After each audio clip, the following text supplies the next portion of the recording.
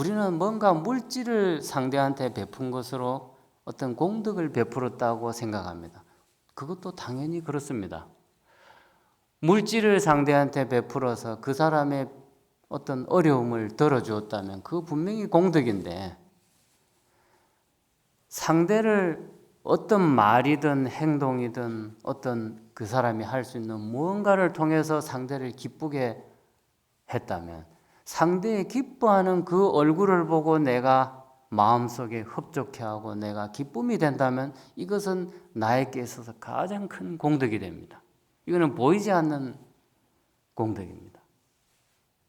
물질에서부터 마음에 이르기까지 그걸 통해서 상대에게 환희심을 일으킨다면 그것은 나에게 공덕이 되는 것이다. 그 공덕이 과연 얼마나 되겠느냐. 이 아성지품에서는 이 큰 숫자들을 지금 말씀하시면서 숫자만 이야기했지 공덕에 대해서 그런 말은 없거든요. 그렇지만은 그 말은 그 숫자를 말을 하는 것을 통해서 그 안에 그 의미를 담아두었습니다. 한량없는 그 공덕이 이만큼 크다. 내가 짓는 이 작은 어떤 행위가 다른 사람에게 전달돼서 그 사람의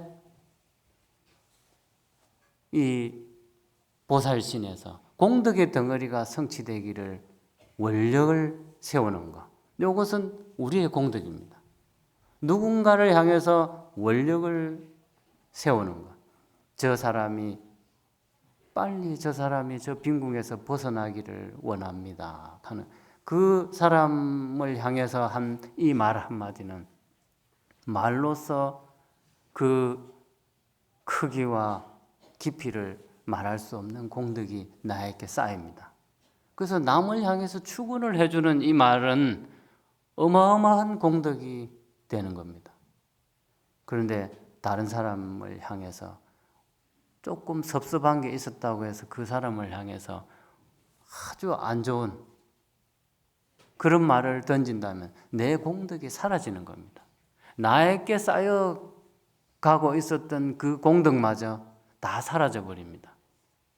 그 순간에 그 말 한마디만 사라지는 것이 아니고 오늘 그 말을 하는 그날 쌓았던 공덕만 사라지는 것이 아니고 다른 사람을 향해서 그 모진 말을 한 그 한순간 때문에 이때까지 10년 아니면 20년 살아오는 50년, 60년, 70년, 80년까지 쌓아왔던 그 공덕마저도 사라져 버립니다.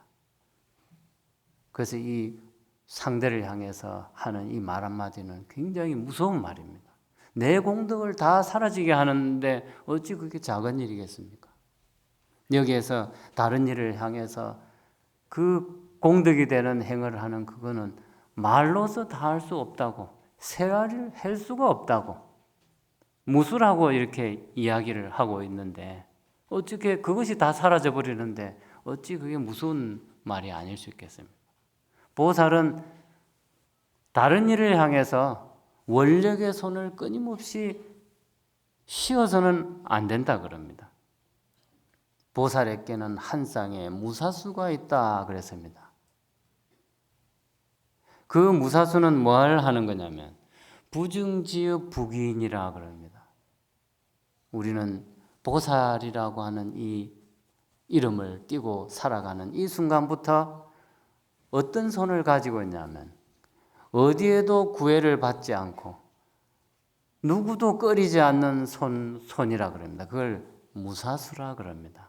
없을 무자에 일사자 손수자를 써서 이쁜 사람이라고 선뜻 손이 가고 평소에 내가 생각하는 기준에서 조금 못난 사람이라고 손을 지금 잡아서 뭔가 부축을 해줘야 되는데도 불구하고 외면을 한다면 이거는 보살의 손이 아니다. 원력의 손이 아니다 그럽니다.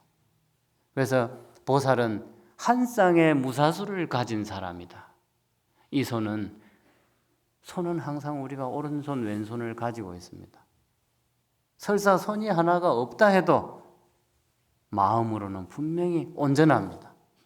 상대를 향해서 북돋워주고 한 손밖에 없는 사람이라 하더라도 한 손으로 손을 이렇게 내밀어도 이 사람은 마음의 반대쪽에 손을 만들어서 상대를 북돋워 줍니다.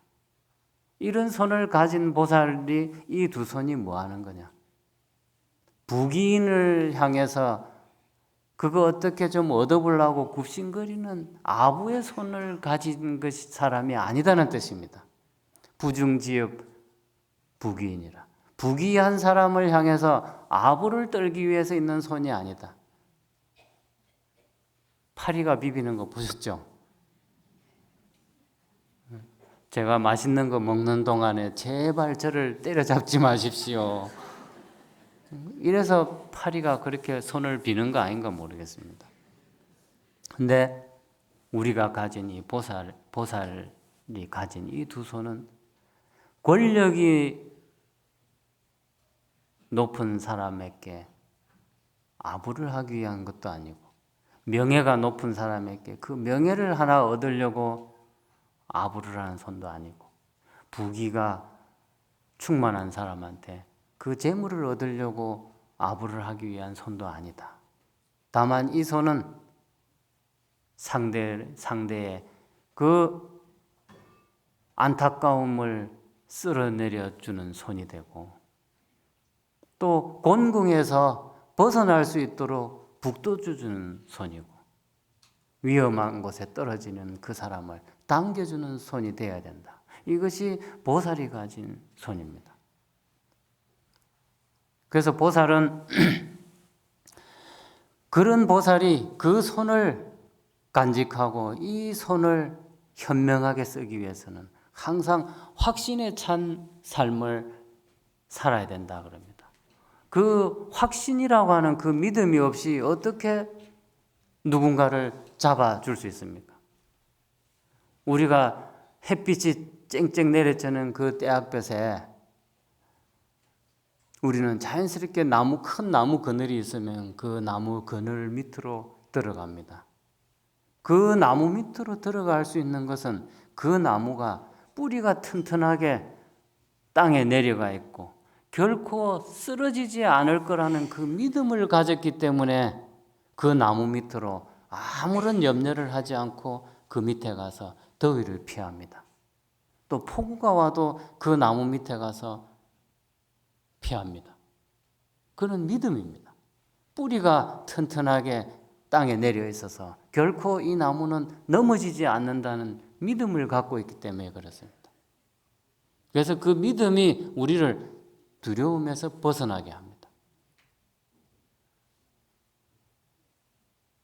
그리고 우리가 그 춥고 눈보라가 치는 날 집안에 편안하게 있을 수 있는 이유가 뭐겠습니까? 이 대들보가 곧게 딱 얹어져 있어서 결코 이 집은 무너지지 않을 거라는 그 믿음을 가졌기 때문에 그렇습니다. 대들보가 곧게 올라져 있는 그 믿음이 우리에게는 있습니다. 보살은 그 믿음,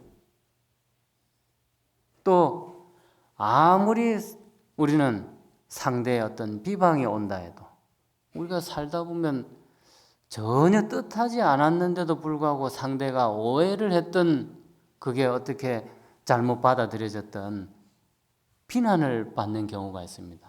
그 비난도 우리는 담담하게 받아들일 수 있어야 된다 그럽니다. 그것도 역시 믿음이 필요합니다. 그 믿음이 뭐냐면 내 자신의 행위 잘못되지 않았다는 믿음이 있다면, 내 행위 결코 저 사람의 지탄을 받을 행을 하지 않았다는 그 믿음이 있다면 그 상대의 비방을 두려워할 필요가 없습니다. 보살은 그런 믿음을 분명히 가져야 된다고 그랬습니다. 그래야 이 두 손을 제대로 쓸 수 있다고 그랬습니다. 작은 비난에 내 감정이 오락가락 한다면 우리가 어떻게 상대의 그 큰 두려움을 대신 없애줄 수 있습니까? 심지어는 상대의 그 위험한 목숨이 위험한 그 상황을 대신해서 내가 받을 수 있는 마음을 내어야만 보살이라고 했는데 그거는 고사하고 작은 일에도 감정이 막 울그락불그락 한다면 어떻게 이 두 손을 온전하게 제대로 쓸 수가 있겠습니까?